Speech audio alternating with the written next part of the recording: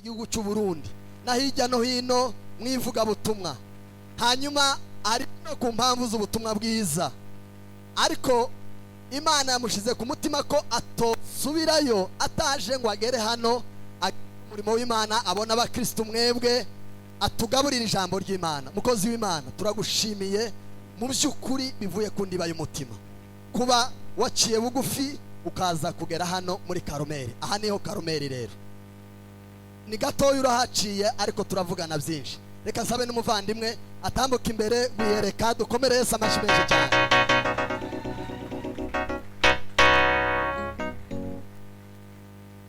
Dufite umugisha ukomeye muri Karumeli. Mureke turambure ibiganza tubiheze ikaze. Turabishimiye bakozi b'Imana. Imana ibaha umugisha, Imana ibagire neza kuza kubana natwe. Turambure ibiganza tubaha ikaze, duhite duheza abashitsi umwanya. Turambure ibiganza tubibatunge. Ibi biganza nibyo kubishimira no gusubira kubabwira ngo mugira amawazo yo kugaruka hano, ntituzobarambikwa, muzozana no mufite umwanya munini. Duharure rero, 1 2 3. Urakaze bene data n'Imana, duhana n'imigisha hamwe natwe, amen. Twongere kandi duharure, dukoma amashi menshi n'impundu nyinshi, mwumve ko tubiyegereje. 1 2 3, amashi menshi ku Mana yacu.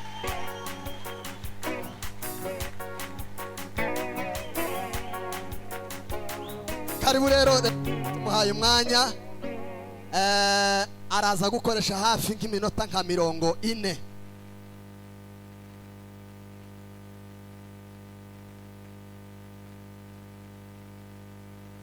Hanyuma uwo mwanya nurangira, wenda nimuza kubona agiye, azoba agiye mu kindi gikorwa, turaza gukomezanya ibindi. Imana ibaha umugisha, murakoze cyane.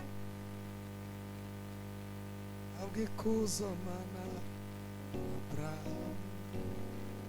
ubw'imirimo myiza yakoze, waneretse kera ukunda uyu munsi abinene. Abwikuzo Mana yakora ubw'imirimo neretse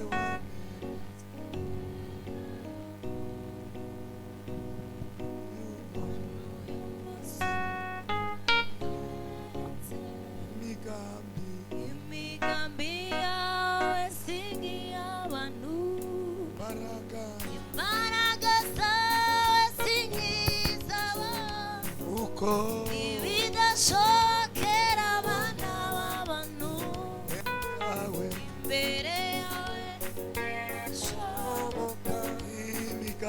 Imigambi yawe,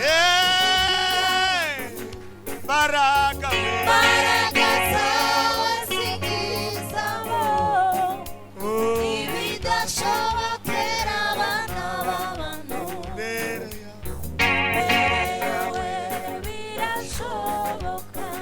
mwese abemera ko Yesu ari ingabo yacu idukingira, abakumanywa nijoro, tuvuge tuti shimwa Mukiza. Imigambi yawe singiye abantu, imbaraga zawe singizabo, ibidashobokera abana b'abantu, imbere yawe birashoboka. Mazi ko ari Imana ngejeje hano, bayikomera amashyi cyane.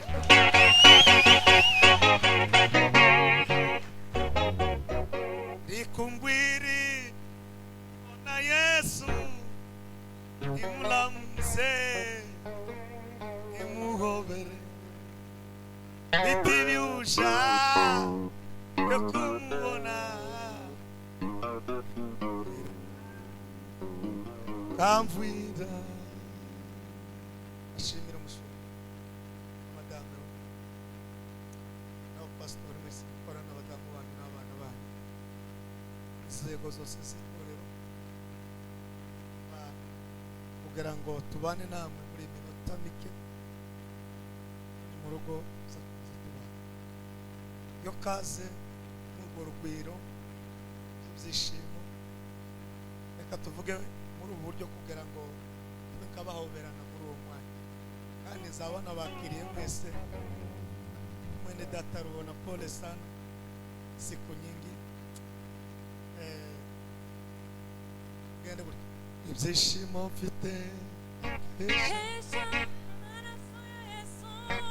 y'agaciro yavuye mu rubavu rwe, ibyishimo mfite bikesha amaraso ya Yesu. agaciro Yavuye mu rubavu rwe, ibyishimo mfite bikesha amaraso ya Yesu. agaciro Yavuye mu rubavu rwe, zizaceceka avuga amaraso y'agaciro, zizaceceka avuga amaraso y'agaciro. Mami Yesu amenetse aranyuze, ahindura umwana w'Imana ihoraho. amenetse Amenetse, ureka bakoma amashyi. aranyuze, ahindura umwana w'Imana ihoraho. Amenetse Aranyuze, ahindura. niyo mpamvu Niyo mpamvu ndirimba, niyo mpamvu narata amaraso y'umwami Yesu. ndashima ndashima cyane Cyane, cyane cyane cyane. Yesu. Yesu wanjye wanitangiye. Matanzi nitwa Matayo Kamahezi Ngozi. Ngira umugisha n'Imana n'abana. Uye muri Uganda. Hanyuma kubona bene data mwese muri abo bakoma ari bakumwe shimaze shuba witoro ry'Polisi fire cyane ndimi z'icyongereza itorero tuganira topic ivuga ngo icyawe irakomeza kibi cyane. Mu minota mike cyane kitabaki kuwa tucha abami bakabiri ibicu tuzatindana namwe ikindi gihe, ariko ubu nagira ngo mwaramutse. Ibicu 8 umurongo wa 5 n'uwa 6 iyi mirongo ko ari ibiri kumve kubona muri iryo jambo ngo icyawe kirakomeza kibe icyawe. Habonye mu minota mike sigaye kugira ngo baramutse muri 11 mwene data evangelist hano aze gutindana namwe kandi muweze umwanya urambuye. Ari 11 ibice 8 5 Wafalme wa pili sura yake ya 8 mlango wa 5 hadi 6. Bibiri iravuze ngo maze umwami Salomo Ego hamwe n'iteraniro ryose ry'Abisiraheli bakabiri bakabiri pima ota asongela letandea arde sipe pas kalumeri Elia alish. dusome.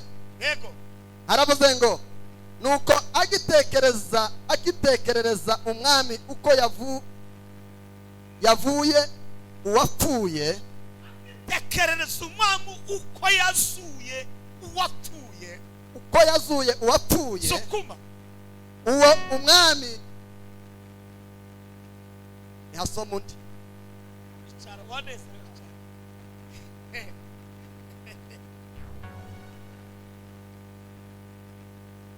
nuko agitekereza umwami uko yazuye uwapfuye, yego uwo mwanya wa mugore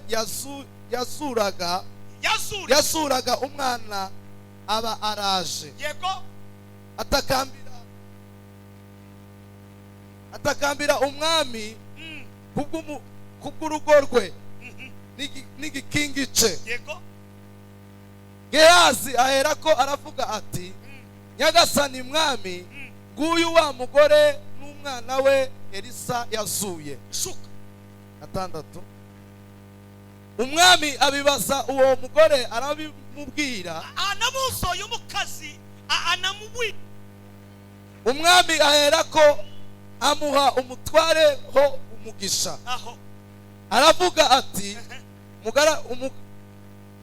umugarurire ibye byose,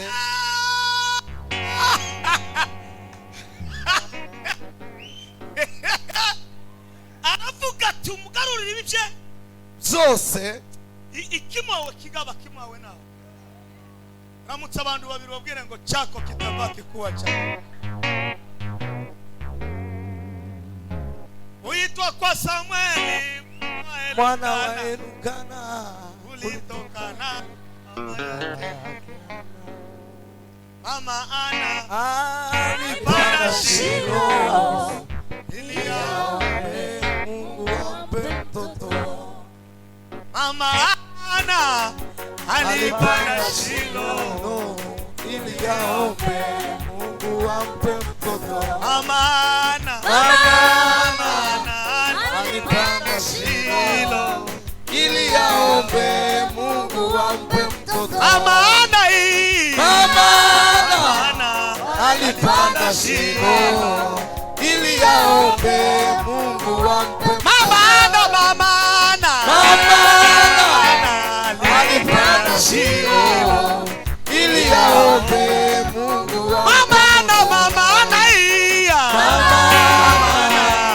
alipanda Shilo ili aombe Mungu ampe mtoto. Nimusamure bikaza bya. Sema haleluya. Haleluya. Amagambo atatu ya Elisa. Ijambo rya mbere. Kugira ngo agire mu mbaraga zo kuzura ibyafuye nuko yagize ibyasi. Ntabwo uzakomera utagize ubusa. Namba 2. Ntabwo uzakomera udafatikanye n'uko. Mama Ana alipanda Shilo ili aombe Mungu ampe mtoto. Mama Ana alipanda Shilo ili aombe Mungu ampe mtoto. muri dimansiyo y'ukomeye gusiga ibiho. Umunsi uzashorana n'umunebwe uzafata ubunebwe. Nushorana n'umuntu mw'isoko uzamuzo. Nushana n'umusambanyi uzaba umusambanyi. Itangazo ni kandi ni kibazo. Uri mu kujana nani ushorera nani.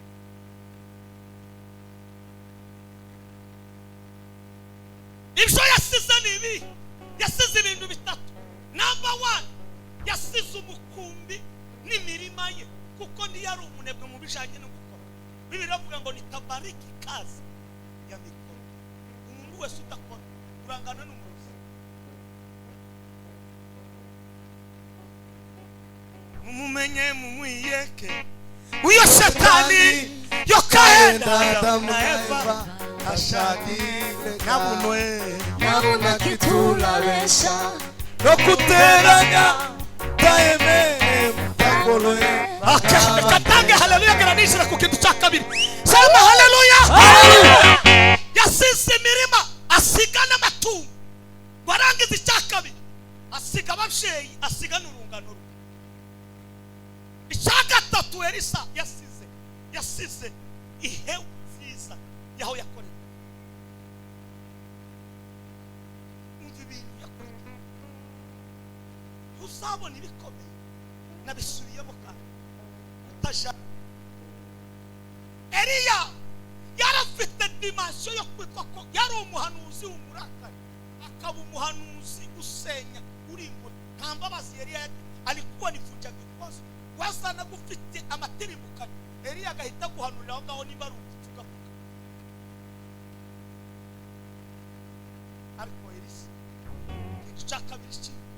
nabonye hari abagabo bayabandi n'abasore bo ni kwa kuri kubaca umurenge malezi na makuzi yarakusha n'ubu ndawumenya kuko ibyo hari ubutunzi bwo gufasha twese twigize banajuba iyo ni indero utandika ibyo umuvuga buti uko niwo bitekereje ushaka kuzakomera no kwandika ibyo bakora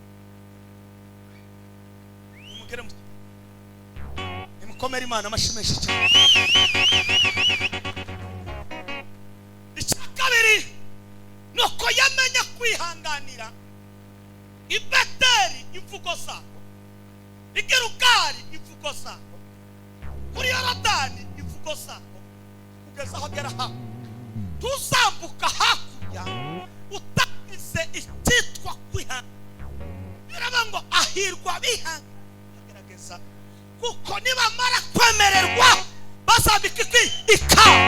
Ntabwo wabona igisibo utagize huduma ya kuvumilia. Uzabona icyo ugeraho wagize igikorwa cyo kwihangana. Abantu bose bataza bihangana ntibaza bagera kure, ariko abantu baza batuza. Namukiriza umuntu umubwire ngo itonde usha wihangana nibwo uzagera. Nakwizeye nakwiringiye naundi nakubangikanya nawe.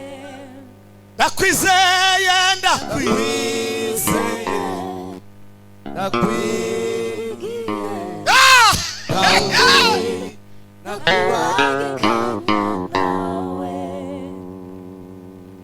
Namukiriza umuntu bicaranye ndabigusabye umuntu amukiriza umubwire ngo se uratujije cyangwa ntutujije. Umucuruzi tutujije, muri korali tutujije, mu muryango wanyu nushaka kubanya byinshi warananira, uwabanyakarama urananira, abasita b'abatenderi urananira, abasita b'abagwera urananira, abafirira urananira, abakongomani urananira, mu Barundi urananira, abanyabyinshi babagigi urananira. None se uzaturiza isa urananira. Nakwizeye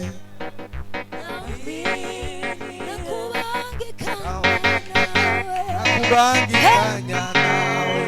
Muri bikasasa. Haleluya.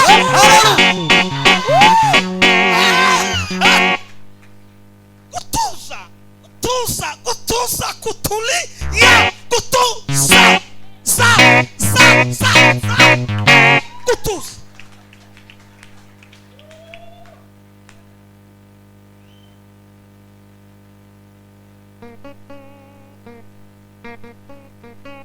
Okay. Abasore muratuje.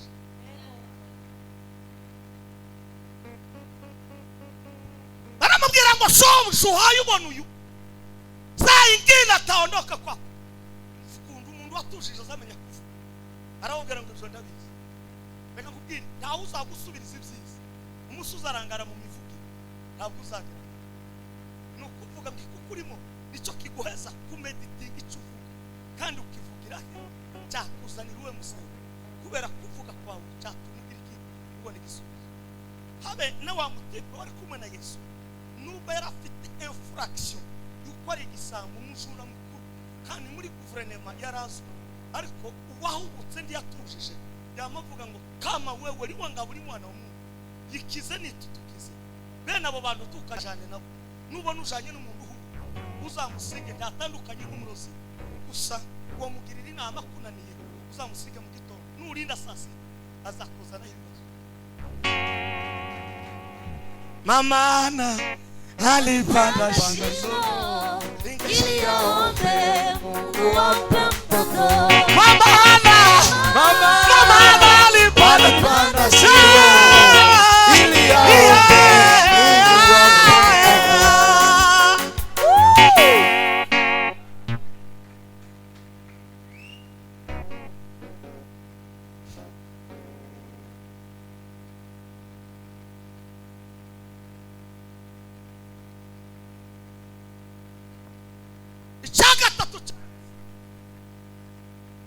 andika wao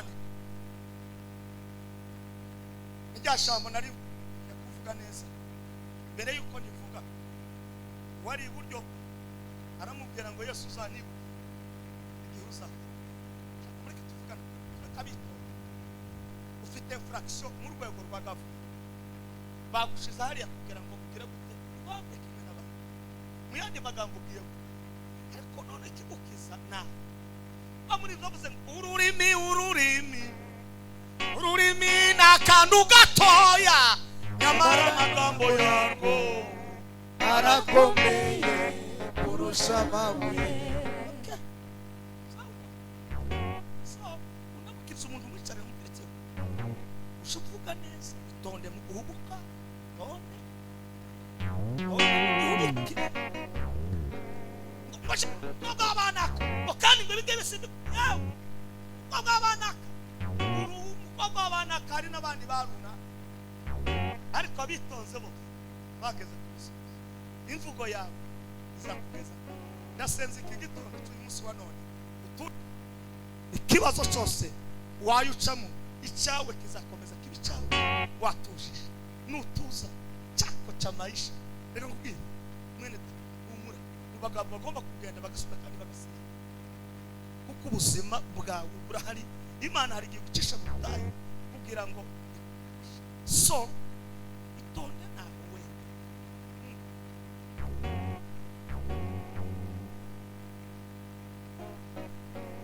cyakane cyarisa ngo amenya kuvuga ngo bageze hakurya ya Yorodani aravuga ngo Musalia umeniambia niongeye tu niongeye mzee nitete ngubu ile ni simiri ariko nakuuna nawe bibe sinya multiplication Elisa abayinjiye aramubwira wakoze ibitagaza birindwi jewe ndashaka muri wowe impano maraka abagabo bose bakomeye kwisi nabazi abazagera kure bose nabazi ingo zose zubakitse suko ari ubundi buhanga azivuga ngo nuvugiri iri norire nayandi ngo bazanye icyawe kizakomeza ku cyawe watujije wamenye no kuvuga aramubwira ngo bikubere kugera gute ye kurangiza aho twase mubwira komera Imana amashimeshi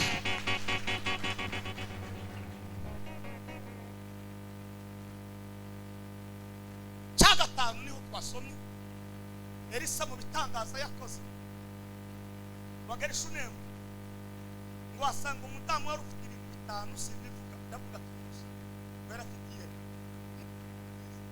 shaka umudamu kire namu babasore muri ahanga mutumbiye n'abakobwa baramutarasha kiriye ko ntutinde mu bintu byo kuvuga ngo za ubuzima bwanje mugezi wanje bashaka umusore ufite imbaraga kugira ngo iza kumusore umukoresha ibyo ashaka agifite imbaraga ibyo bikubwira Elisa ngo yinjiye mu mudugudu ngo asanga umudamu ufite iyerekwa ngo ahita amanuka ku umugabo waramubwira ngo jewe nimba bishoboka nabonye umukozi w'Imana Elisa wamwakira baza tumuheza ibyo bukeye umubaka nimumva aya makuru yaneje namwe abanezeza kuko hari icyo ugomba kubuza ariko umenye kwakira kurusha kapasite n'ufite amaboko hari ibyo gusa ibintu muri twe tusakaho tutabizi ariko kuba bimenyereye umuhanuzi iyo yinjiye mu rugo rwawe ubugize umugisha umutambyi iyo yinjiye mu rugo rwawe ubugize umugisha ariko abantu bose bo muri este yose turacafite ikibazo gikomeye cyane tuzi guteka tuzi no kugabura neza ariko kuraba kure biracadusa mu buryo bwo kumenya amavuta n'ayandi umuntu akavuga ngo ni umuhungu wa runaka ni pastor ndetse ngo ni ndavuga revera ngo ni jedewe ngo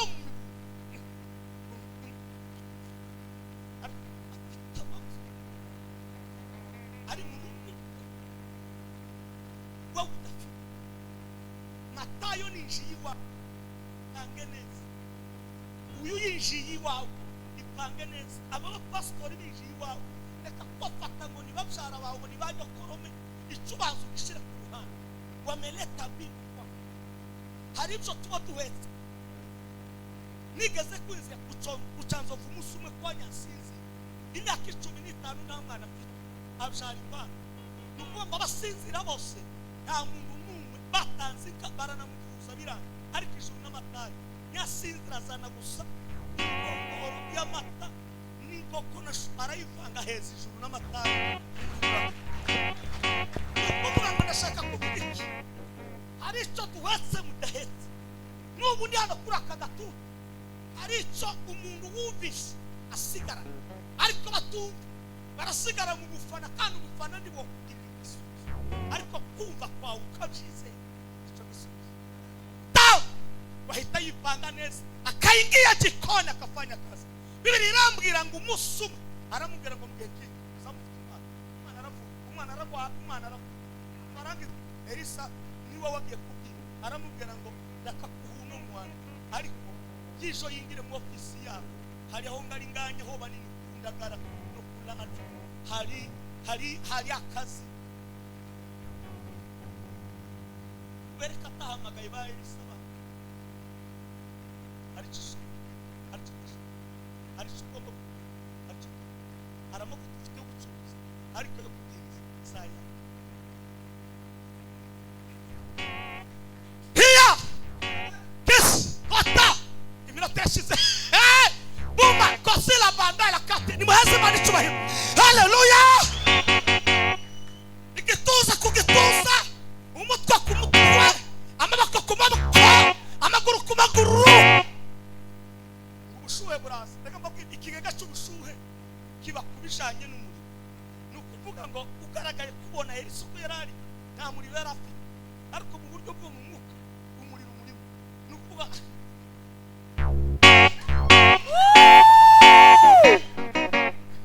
turatugara hari ubukonje tugashusha ibintu. Muri twabwe hari amashanyarazi y'ijuru.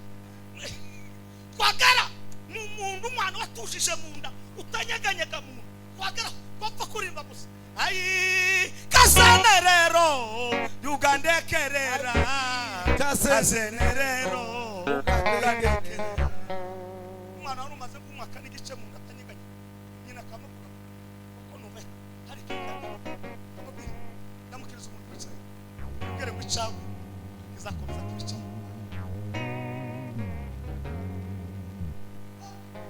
Ibibazo ngo biraba, Abafilisitiya nibo twasomye ngo barabate. Uyu mudamu ngo barahunga baje mu cyabo gihugu cy'Abafilisitiya, bakigezamo ngo baragaruka. Imirima ye, ibigori bye n'amashahu bari barahunitse cyose, yaza aravuga ngo hari icyo umugore yagukoreye. Babibwira umwana wose, arangije kumubwira umwana aravuga avuze genda ugikorera uyu bimugaruka aya ngaka cyari byaragiye kure yawe n'ibyari kure yawe. Aya ni makuru mbahaye muri iki gitondo, cyako tabakia kuwa cyako. Nimwakira ijambo ry'Imana, Imana ibagirire neza. Murakoze, ngiye ahandi hantu tuzabona n'ikindi gihe muri abantu bese.